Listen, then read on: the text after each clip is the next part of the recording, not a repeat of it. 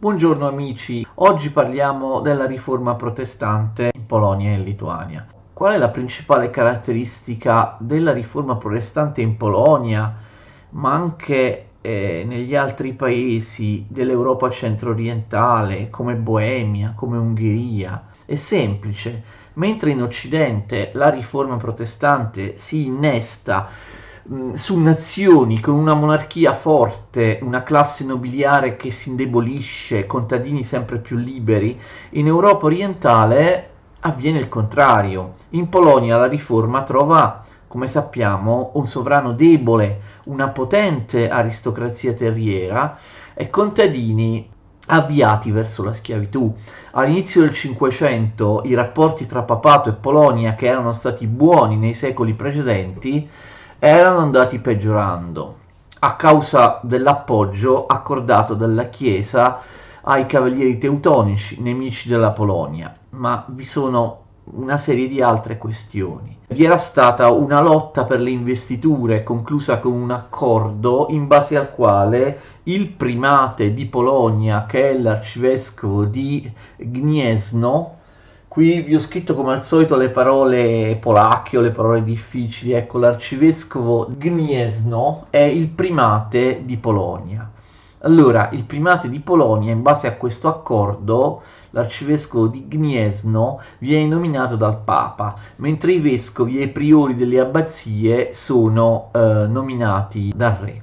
Gli ecclesiastici polacchi hanno appoggiato fino alla fine il conciliarismo, ve lo ricordate, la dottrina della superiorità del concilio sul Papa, restando fedeli al concilio di Basilea. Quindi molti ecclesiastici in Polonia in fondo si erano abituati a criticare la Chiesa romana.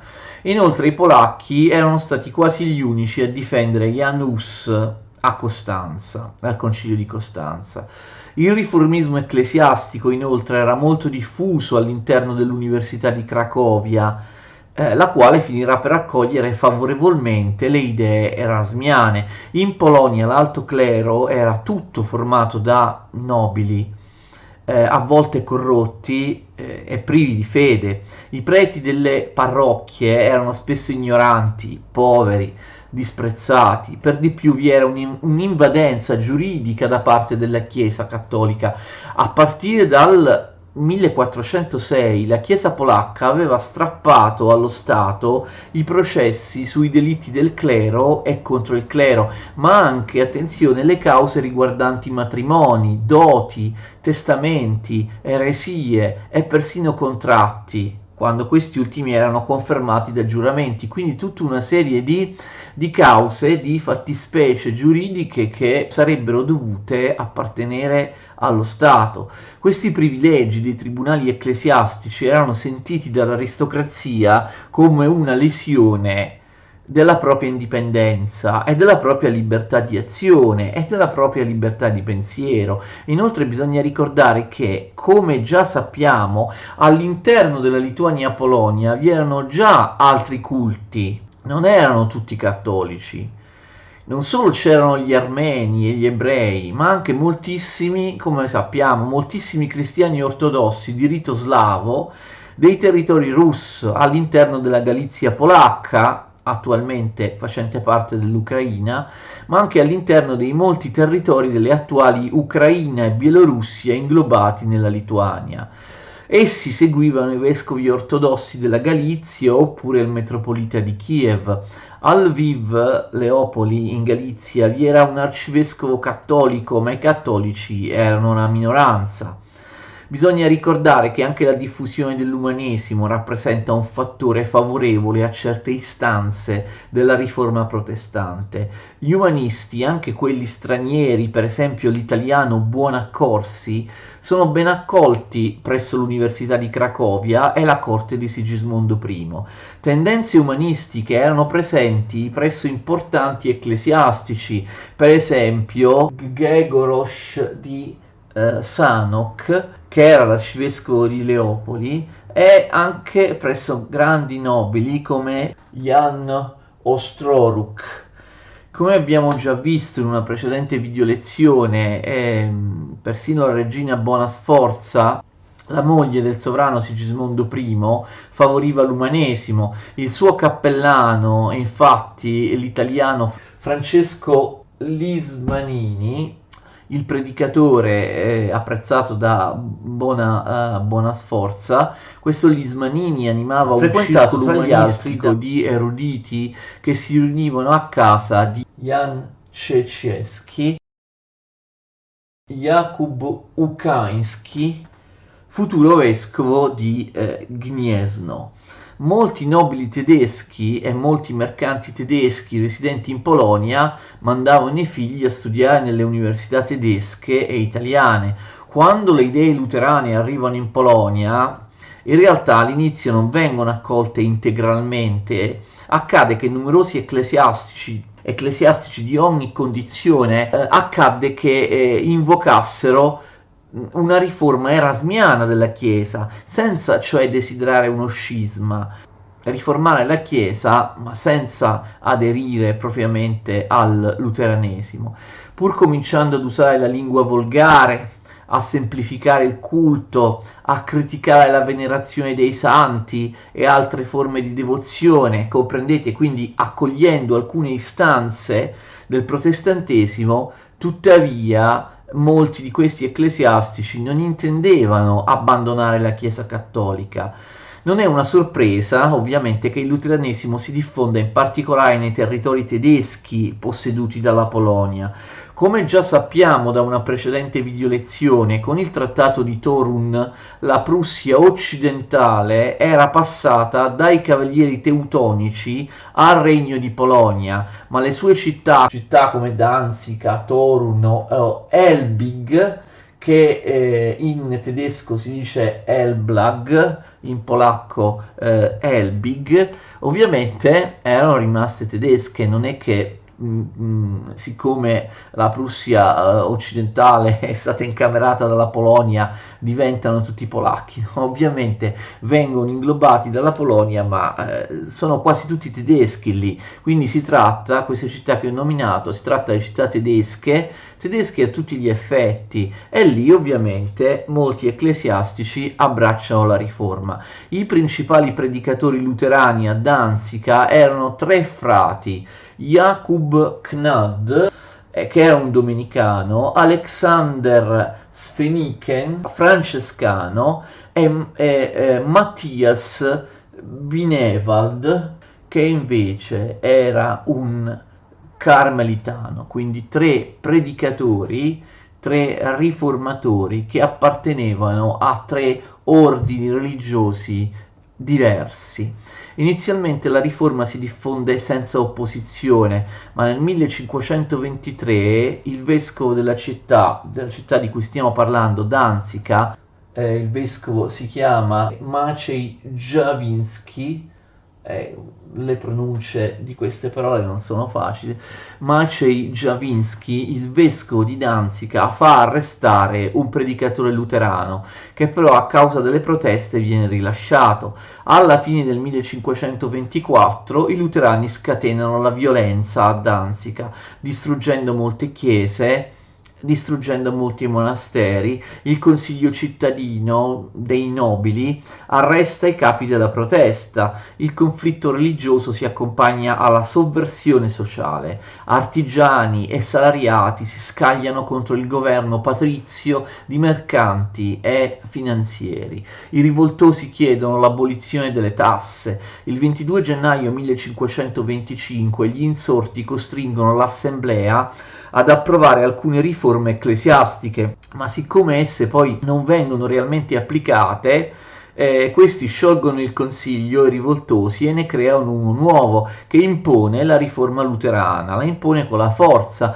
Vengono aboliti i riti cattolici, incamerate le proprietà ecclesiastiche, soppressi quasi tutti i monasteri, affidate le chiese a parroci protestanti. Abbiamo già parlato, sia pure più sinteticamente, di questa rivolta di Danzica durante la videolezione dedicata a Sigismondo I, il quale Sigismondo I, re di Polonia, decise di intervenire militarmente, anche per timore di una secessione di Danzica e della Prussia occidentale dalla Polonia. Quindi nel 1526 l'esercito del re entra a Danzica e reprime la rivolta. Il consiglio rivoluzionario viene abolito e viene restaurata la vecchia gerarchia ecclesiastica. Un tribunale speciale infligge pene molto dure agli eretici e pochi mesi dopo Sigismondo fa approvare la pena di morte per il reato di apostasia. Fino al 1526 la diffusione della riforma in Polonia era stata limitata e aveva toccato, come abbiamo visto, per di più le comunità di lingua tedesca. Però invece dopo il 1526 invece la riforma si diffonde anche al di fuori delle comunità tedesche e si diffonde a passi rapidi. Il motivo risiede anche in un ben preciso avvenimento politico. Abbiamo già detto, ne abbiamo già parlato in una precedente lezione, che l'ordine teutonico in declino aveva ceduto a Casimiro IV di Polonia la Prussia occidentale, anche detta Prussia Reale, nel 1466.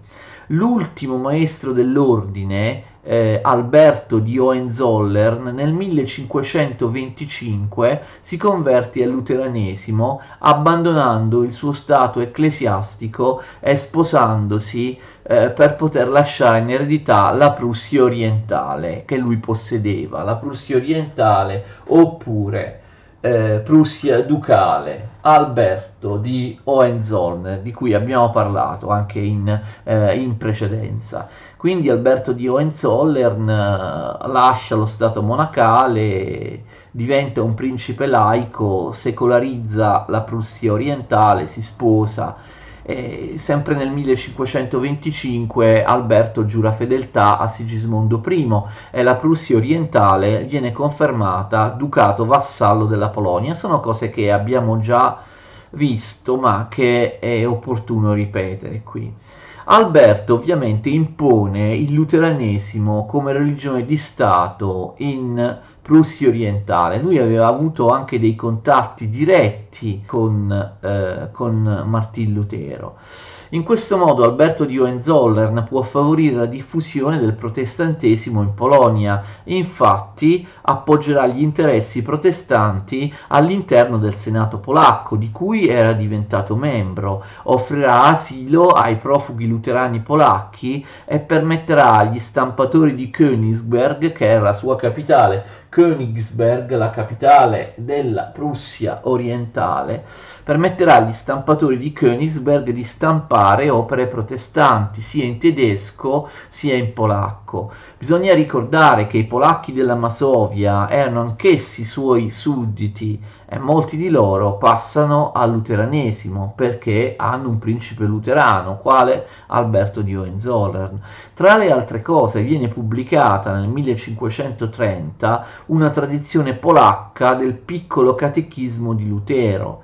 Nel 1544, molto importante, viene creata l'Università protestante di Königsberg, capitale della Prussia orientale. Nella Prussia reale, invece, cioè ricordate la Prussia occidentale, nonostante la repressione di Danzica del 1526 di cui abbiamo parlato, la riforma luterana si diffonde nelle città tedesche come Elbing, Torun, Braunschweig, ecco città che abbiamo citato prima, nella stessa Danzica che è la città più importante, la capitale della Prussia occidentale.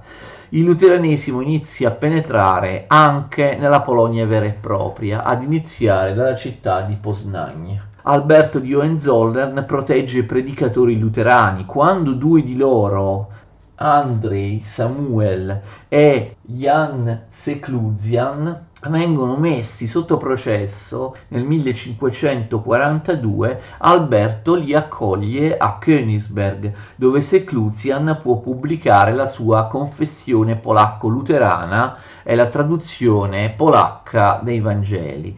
La Grande Polonia sente l'influsso luterano anche per via della vicinanza con il Brandeburgo e alcuni grandi feudatari iniziano a proteggere predicatori protestanti, ma ben presto le nuove dottrine si diffondono anche nella piccola Polonia e in Lituania. A Cracovia, nella piccola Polonia, già nel 1528, nobili e borghesi seguivano e approvavano i sermoni di Jakub di Isa, un altro predicatore, Jakub di Isa. Sigismondo I vuole restare unito alla Chiesa cattolica, alla Chiesa di Roma, tuttavia rifiuta di reprimere duramente i protestanti, giacché ritiene che essi abbiano ragione nel criticare su molti punti la Chiesa cattolica. Inoltre il sovrano non è insensibile all'influenza di Bonasforza, sua seconda moglie, che era diventata ella stessa protestante, strettamente legata al predicatore Francesco Lismanini, che abbiamo citato prima. Sigismondo emana una serie di editti antiluterani. Nel 1523 fa approvare la pena di morte sul rogo per l'importazione di opere eretiche. Nel 1534 richiama in patria tutti i polacchi che frequentavano università protestanti all'estero.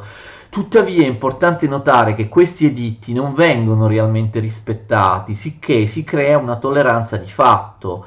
Peraltro, persino all'interno delle gerarchie ecclesiastiche vi è simpatia per il luteranesimo, come nel caso dell'arcivescovo di Kamenec, Leonard Słęczewski, oppure come nel caso del vescovo di Kujawia, Jan Drochojowski. Il sinodo di Piotrków, l'ho scritto qua, questo sinodo che si tiene nella città di Piotrków decreta 2 misure repressive contro gli eretici nel 1542, ma in realtà dopo la repressione di Danzica del 1526 i tribunali ecclesiastici non autorizzano altri roghi, tranne uno. Fino alla morte di Sigismondo I nel 1548 il luteranesimo registra altri progressi in Polonia, ma in definitiva il suo successo è modesto. La maggior parte del popolo e la maggior parte della classe più potente del paese, ve la ricordate, la Szlachta, la piccola nobiltà, rimane cattolica. Ben maggiore attrazione era destinata ad ottenere la versione calvinista del protestantesimo. Le dottrine di Calvino non hanno molto successo in Boemia, dove ci sono già gli Ussiti, ma in Polonia e in Ungheria sì. In Polonia c'è una nobiltà grande e piccola che non sopporta le ricchezze e i privilegi giuridici del clero cattolico, ma che aveva diffidato del luteranesimo per la sua origine tedesca e per il suo servilismo nei confronti del sovrano. Il calvinismo invece è radicale, è repubblicano, rifiuta ogni suprema autorità, tanto religiosa quanto politica. Inoltre, la sua organizzazione presbiteriana, affidata ad anziani laici, con i pastori eletti dai fedeli, replicava in campo religioso quanto la piccola nobiltà stava cercando di ottenere in campo politico. Moltissimi esponenti della piccola nobiltà polacca, la Szlachta, si convertono spontaneamente al calvinismo. Alla base del calvinismo polacco ci sono 3 personaggi importanti. Il primo è Mikołaj Radziwiłł il Nero, che era un principe ricchissimo che passò al calvinismo e aiutò moltissimo la causa perché aveva molte proprietà, molti domini e moltissimo personale che lavorava per lui. Jan Laski è forse il personaggio più significativo della riforma calvinista polacca. Jan Laski era un nobile che inizialmente era stato luterano e come tale si era recato nella Prussia ducale per organizzarvi una chiesa protestante. Poi andò anche in Inghilterra negli ultimi anni di regno di Edoardo VI, dove organizzò una comunità di protestanti stranieri. Successivamente emigrò in Danimarca e in Germania, dove i suoi dubbi sul luteranesimo aumentarono. Un incontro con Calvino a Francoforte fu decisivo per la sua conversione alla religione di quest'ultimo. Tornato in Polonia nel 1557, organizzò la chiesa locale calvinista. Il terzo pioniere del calvinismo polacco è Felix Krzyżak, detto Kruciger.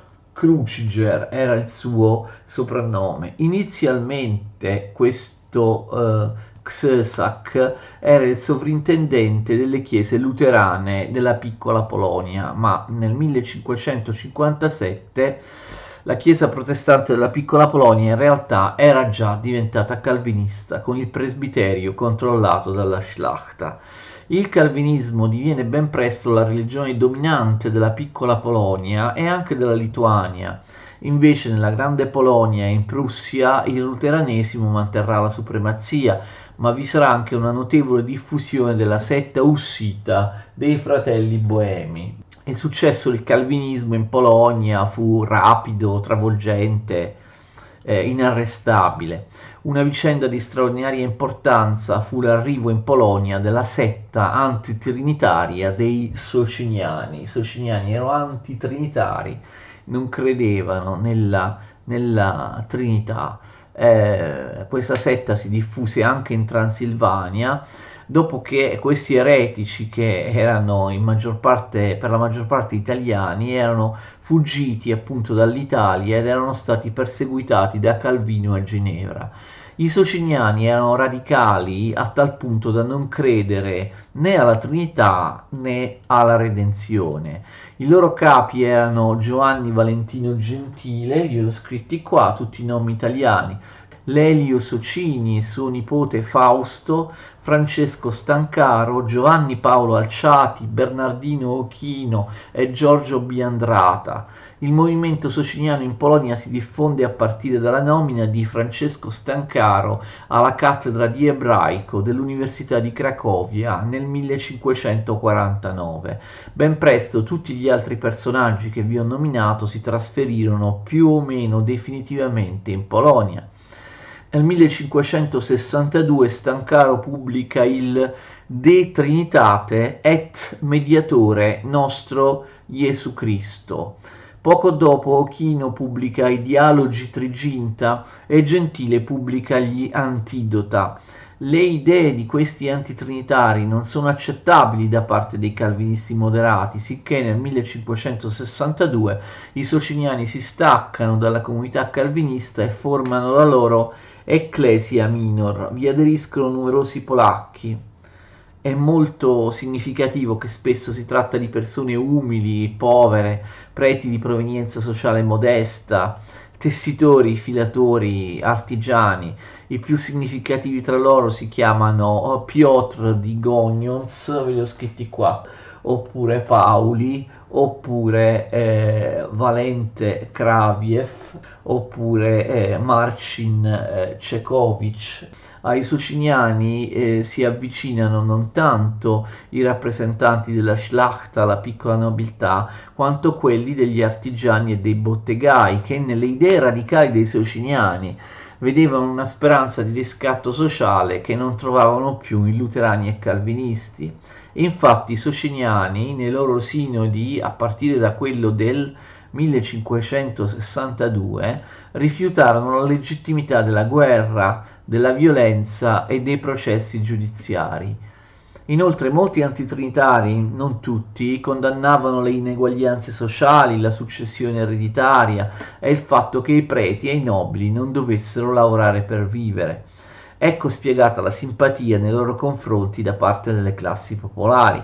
Le idee sociali e la provenienza sociale dei loro seguaci avvicinavano i sociniani agli anabattisti e infatti i sociniani polacchi presero contatto con gli anabattisti di Moravia. Il nuovo re polacco Sigismondo II Augusto, in accordo con il Parlamento a maggioranza calvinista, ecco la Chiesa cattolica, inizia a perseguitare i sociniani, sicché molti di loro si spostano in Transilvania, dove l'autorità dello Stato è molto debole e lascia loro campo libero. In Transilvania i sociniani ebbero uno straordinario successo, riuscendo a convertire alle proprie idee principi e vescovi importantissimi. Tuttavia la storia della Transilvania esula dal nostro argomento perché noi l'abbiamo trattata all'interno della storia dell'Ungheria, quindi vi rimando alla playlist Storia dell'Ungheria per i particolari sui sociniani e in Transilvania. Per mezzo secolo dopo la riforma in Germania, nei paesi dell'Europa centro-orientale come Boemia, Ungheria e Polonia la riforma registra un'espansione continua. Poi però la tendenza comincia a rovesciarsi. I sovrani tolleranti vengono sostituiti dai sostenitori di una controriforma rigida, come Stefano Batory, eletto re di Polonia nel 1575. Stefano Batory Parleremo in una prossima video lezione nel dettaglio del regno di Stefano Batory. In quel momento in Polonia la maggior parte della popolazione era ancora cattolica, ma esistevano ben 4 chiese dissidenti di cui abbiamo parlato: quella luterana, quella calvinista, la setta ussita dei fratelli boemi e gli antitrinitari sociniani.